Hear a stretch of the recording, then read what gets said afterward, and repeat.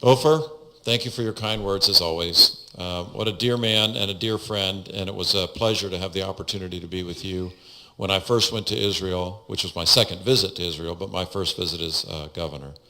Jody Chase, my dear friend, and your beautiful mother, who I met for the first time tonight and almost choked to death. Thank God you didn't. But Jody's a very special lady, Alan. She's a lawyer too, and a fine one. Probably hasn't written as many books as you have, but we all enjoy them and enjoy your keen mind often. But Jody, I've known forever, and I can't thank you enough, Jody, for being such a dear friend and such a wonderful Floridian. And how do you say mensch for the female? Mencha? I don't know. Anyway, I love you, Jody. Thank you. I want to talk about my wife. You know, for all the things that I have done, by having a mezuzah and lighting the menorah and the things that we've done in Tallahassee that don't happen that much in Tallahassee, you'd think I was Jewish. Right, Renee? The name's a real giveaway. Maybe I am. Anyway, yeah, the name's a giveaway. Very good. This guy's got a sense of, was he Henny Youngman? Anyway, I assume you meant Crist. Yeah. But my wife is. My beautiful bride, Carol, the First Lady of Florida, is Jewish, was raised in Roslyn, New York, Long Island, and but she is the love of my life, and really a special, special human being, and I can't tell you enough how much I love you and how proud you are here with us this evening. God bless you.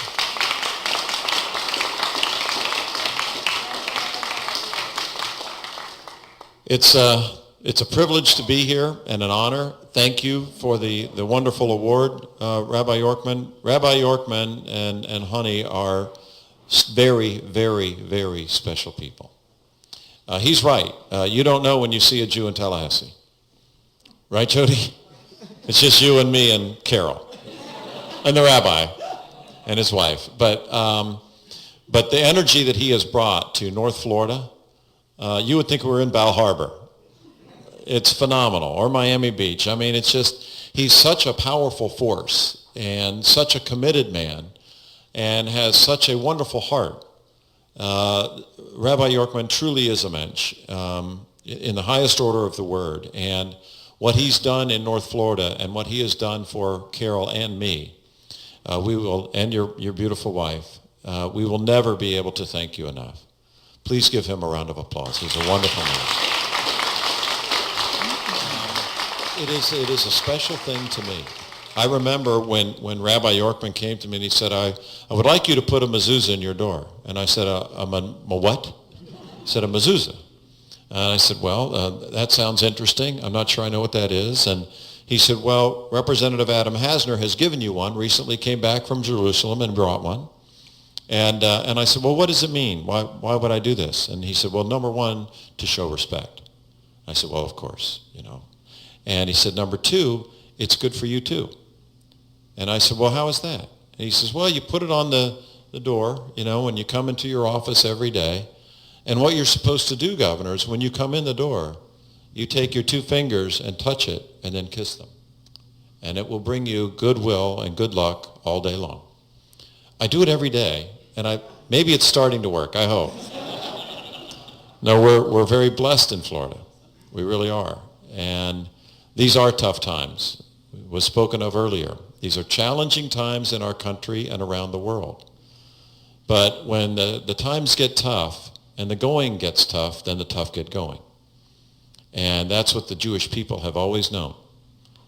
That when it seems difficult or it seems hard, it's more important then than ever to continue to move forward and never stop and never quit.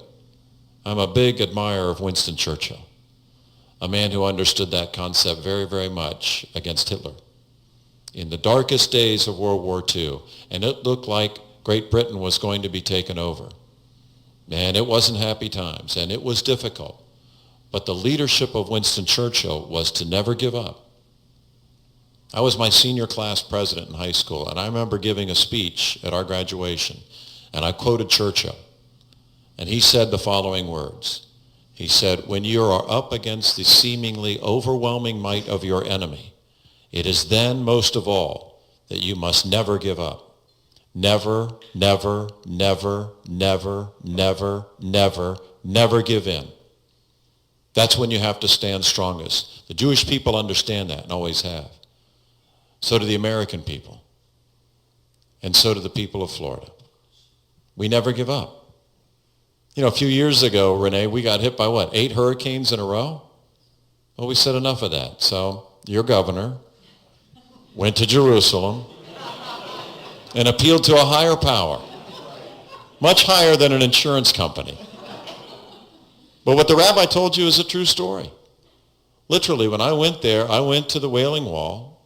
I remember I was there with a congressman, friend of mine, a Jewish congressman, Wexler, from just a little north of here.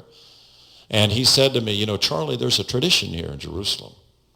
I said, really, Robert? I bet there's more than just one. He said, well, the tradition in my religion is that you're supposed to write a prayer to God, and you fold it up, and you put it between the bricks in the Wailing Wall.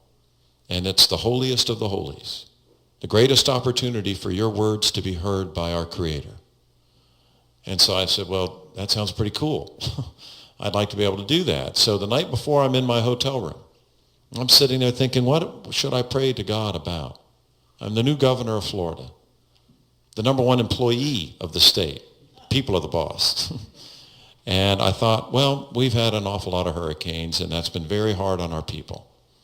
So I literally wrote down on a piece of paper, Dear God, please protect Florida from storms and other difficulties. Charlie. So the next morning we get up, the congressman and I go down, we had our yarmulke on, we went to the wall, we placed it. This was May of 2007. It's June, July, August, September, October, no storm. We get to December, no hurricane that year. First time in a long time in Florida. So I thought, well, this is a pretty good thing to do. So the next year I wasn't going. He's right. I asked Senator Nan Rich, who's also from South Florida, if she would take the note. I wrote the note again, essentially the same message, gave it to the senator. She went on a mission over to Jerusalem, placed it in the wall. That was 2008 in May. We get to December, no storm again. So I thought, well, we got to keep this going. We're on a roll. So the next year, a friend of mine, Mr. Fisher, went with his son, and it was May of 2009. I wrote out the same note, gave it to him. His son, Cody, put it in the wall. No storm. So the moral of the story is God is great. And all you have to do is ask him for his help, and he will deliver. But I also understand the importance of the bond between this beautiful state and the beautiful state of Israel. I remember when I was there, I had the opportunity to go on a helicopter flight, flying over this beautiful land, seeing all these trees that had been planted, these trees of life that have been put there. Probably a lot of you contributed to that cause. And it is a magnificent country, but the most magnificent thing about Israel are the people. This thirst and desire and yearn for freedom in every heart. Here is this island of democracy in a sea of countries that has otherwise not let freedom come to their people. That's why for America, she is our greatest ally, our most important friend. And to me, it just comes down to being loyal. Israel's good to America, so America must be good to our friend Israel, always. I'm winding up. The rabbi reminded me that I'm taking too long. But I want you to know that even though I'm a mensch, I'm tough. Ronald Reagan said it best, Renee, and I say this for you, and I say it for you, Jody, that it is wrong to confuse kindness with weakness. Right, Ofer? So victory is assured. With your help, thank you so much for letting me come again to your beautiful, beautiful home. God bless you all. God bless Israel, and God bless Florida.